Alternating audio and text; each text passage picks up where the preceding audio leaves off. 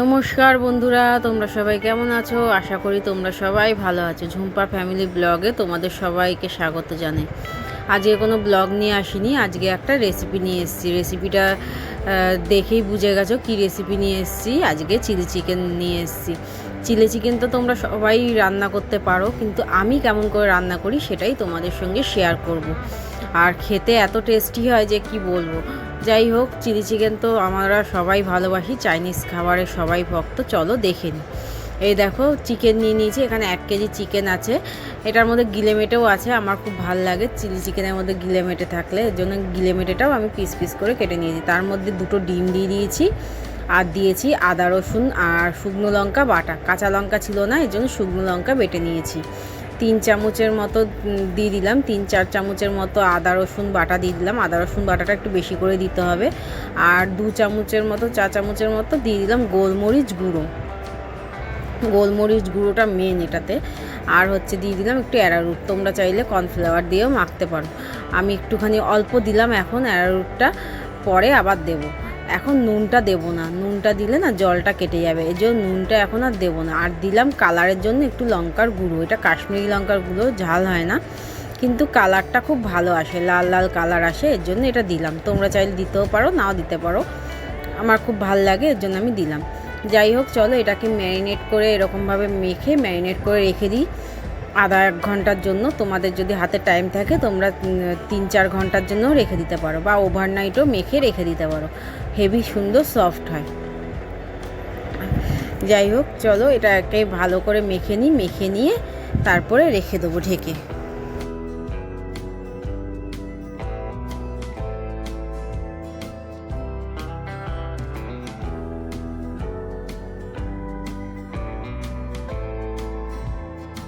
এটাকে 1 ঘন্টা দেখো রেখে দিয়েছিলাম। এবার এটাকে ভাজবো। তার আগে দিলাম নুন, আর দিলাম কর্নফ্লাওয়ার, আর দিলাম অল্প একটুখানি 2 চামচের মতো ময়দা।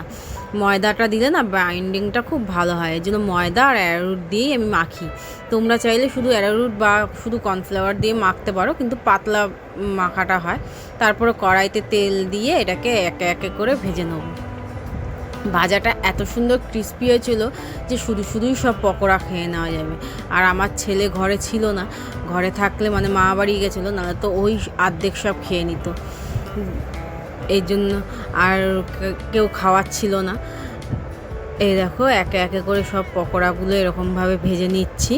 একটুখানি নাড়িয়ে চাড়িয়ে কম আঁচে দিয়ে ভাজবে, যাতে টেম্পারেচারটা একটু কম থাকে, মিডিয়াম থাকে। কেননা বেশি হাই টেম্পারেচারে দিলে না ভিতরের চিকেনগুলো সিদ্ধ হবে না, আর উপরগুলো লাল হয়ে যাবে। এর জন্য মিডিয়াম ফ্লেমে ভাজবে, তাহলে ভিতরটাও ক্রিস্পি হবে, নরম হবে, আর উপরটাও ক্রিস্পি হবে।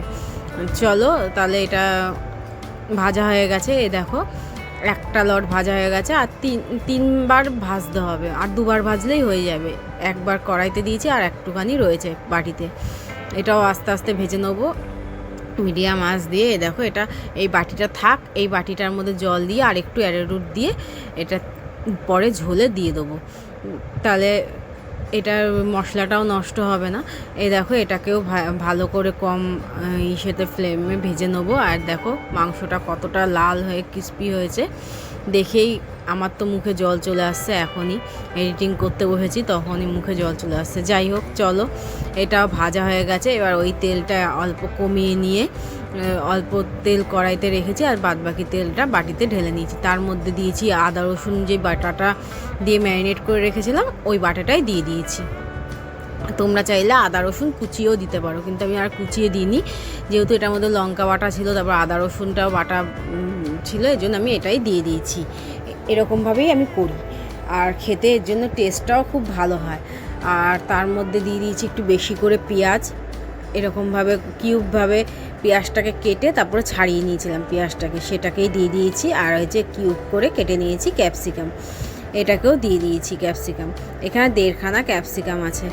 আর পেঁয়াজ ছিল এখানে 3টে পেঁয়াজ, এরকমভাবে কিউব করে কেটে ছাড়িয়ে নিয়েছিলাম। এটাকে হাই ফ্লেমে দিয়ে তারপরে ভাজতে হবে। লোতে দিয়ে ভাজবে না, নুন দেবে না, তাহলে নরম হয়ে যাবে আর জল ছেড়ে দেবে। এর জন্য হাইতে দিয়ে ভালো করে ভেজে নিতে হবে। নুনটা পরে দেবো আমরা। এই দেখো এরকম একটু নরম নরম হয়ে এসে, বেশি নরম করলে হবে না, তাহলে ক্রিস্পি ভাবটা চলে যাবে। তারপরে দিয়ে দিলাম টমেটো সস। আমি চিলি সসটা দিলাম না, যেহেতু লঙ্কাটা বেশি করে বেটে আদা রসুনের সঙ্গে দিয়ে দিয়েছিলাম, এই জন্য চিলি পেস্টটা দিলাম না। আমি এই বদলে দিলাম কাশ্মীরি লঙ্কার গুঁড়ো, কালারটা হওয়ার জন্য।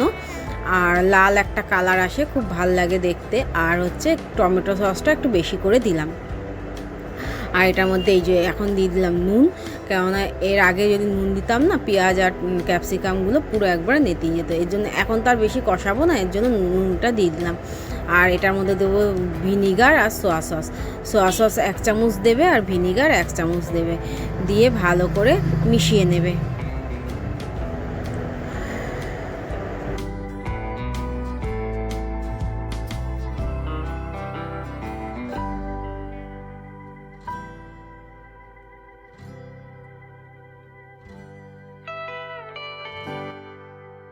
দেখো ভালো করে মিশিয়ে নেওয়ার পরই এই চিকেনগুলো দিয়ে দিলাম, ভেজে রাখা চিকেনগুলো দিয়ে ভালো করে মিশিয়ে, ভালো করে এই টমেটো সসের সঙ্গে ভালো করে মিশিয়ে নেবে।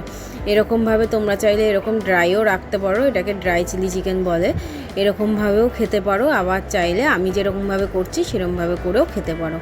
এটা দিয়েও ভাল লাগে, চাউমিন, ফ্রাইড রাইস যারা যারা খেতে চাও এটা দিয়েও ভাল লাগে, কিন্তু আমরা রাইস দিয়ে খাবো, এর জন্য একটুখানি জল দেবো এটার মধ্যে, যাতে গ্রেভিটা হয়। এই দেখো জল দিয়ে দিয়েছি এতটা পরিমাণ। আর বললাম না বাটিটাতে মশলা আছে, ওই মশলাটার মধ্যে আর একটু অ্যারারুট দিয়ে দিয়েছিলাম। ওই অ্যারারুটটা ভালো করে গুলে জলের সঙ্গে এই যে জলের মধ্যে এই চিলি চিকেনের মধ্যে দিয়ে দিলাম, দিয়ে ভালো করে এবার ফুটতে দেবো, যাতে ঝোলটাও একটুখানি শুকিয়ে যায়, টেনে যায়। আর যতটুকু পরিমাণ গ্রেভি দরকার ততটুকু পরিমাণ আমি গ্রেভি রাখবো। তোমাদের ইচ্ছা মতো তোমরা গ্রেভি রাখবে। দেখো কত সুন্দর হয়েছে কালারটা, আর খেতেও সেরকম অপূর্ব টেস্টি হয়েছিল। তোমরা একদিন করে দেখো, তোমরা অবশ্যই করবে, করে আমাকে বলবে কমেন্টে কেমন লেগেছে তোমাদের রেসিপিটা। তা চলো রেসিপিটা এই পর্যন্তই, আবার দেখা হবে পরে একটা ব্লগে। যদি আমার ব্লগটা ভালো লাগে তাহলে লাইক, শেয়ার, কমেন্ট করে দেবে, আমার চ্যানেলটাকে সাবস্ক্রাইব করে